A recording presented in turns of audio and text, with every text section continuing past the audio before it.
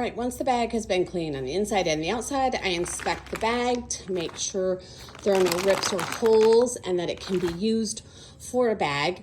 If I have some rips in places, sometimes I may use it to make an apron, since for an apron, I basically need the front of the bag and a little bit of the side, and I use the rest of the bag to put the edges around the apron and that. So if there are some holes, it's better for an apron.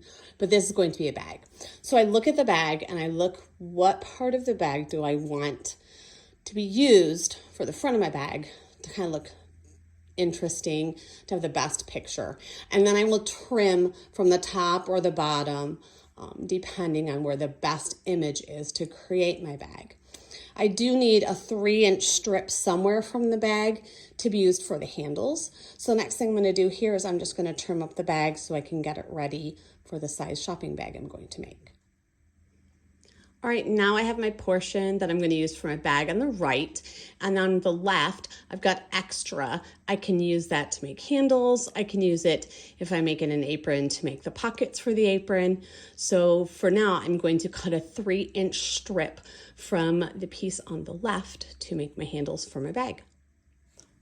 All right, I'm getting ready to start to sew my bag, and I had to turn the bag inside out again, which is a super noisy part. And once you turn the bag inside out, then you roll down the top edge 1 inch, and then I'm gonna roll it under another inch. And then I'll be ready to do a few marks and then start sewing my bag. Now that I've folded my top edge down, I'm going to make my marks where I'm going to be putting my handles. And depending on the width of the bag, it's just kind of a guess and check over experience where I want my handles to be. This is a relatively wide bag, so I'm probably going to go in about 6.5 inches on each side to make my marks, and that's where my handles will go. All right, I made my marks on both sides of the bag. I don't know if it's hard for you to see or not, but there's one of my marks. There's my other mark, and that's how my handles will go when I'm sewing. Now I have my 3-inch strip that I'm going to use for my handles, and I'm just going to stretch it out and cut it because it's doubled, and then I'll have 2 handles, and I will start to sew my 2 handles. All right, here are my 2 pieces of the bag that I'm gonna use for handles. I'm gonna roll them up 1 inch from the bottom and 1 inch from the top, and that will make my handle, and then I will sew them twice. Okay, so you can see I've folded it up and I folded it over, and now I'm going to sew a line here and a line here to make my handle. I apologize, this can be a little noisy, but I'm just showing you that I already did my first line over here, and I'm gonna finish up my second line here, and then my first handle will be done.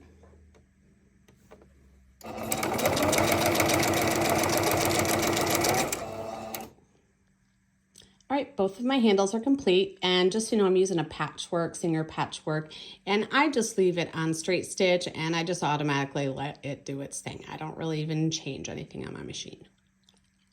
Next thing that I'm gonna do is I'm going to start putting the handles onto the bag. All right, I'm ready to start putting my handles on. I've found the side seam of the bag, and I've kind of loosely folded it with the side seam here, and this is where I'm going to start sewing. And I'm going to sew to this line. I'm going to stop, and I'm going to take my handle, and I'm going to insert my handle, and then I'm going to continue sewing over that and doing that all the way around the bag for each time for each handle. All right, I come to my first line, so I'm going to take my handle and I'm going to insert it after the line, pushing it all the way through to where it will not go any further, and then I'm going to continue sewing over top. All right, now I'm ready to put the second part of that first handle, and I'm gonna take my handle that I sewed, I'm gonna flip it, and I'm now going to insert it, and I want my handle this time to be before that line, and then I'm gonna continue sewing. All right, I've done it on both sides now, and some people stop there, but I like to reinforce my handles, so I'm now gonna flip the handles up, and I'm gonna resew along the top edge here to make them a little bit more sturdy. So I'm gonna go around the bag again and do that to each handle. All right, so now all of my handles are double reinforced, And now I'm gonna sew the bottom of the bag. I have sewn the bottom seam once. I'm gonna come through and do a second stitch right along to make the bottom of the bag extra strong.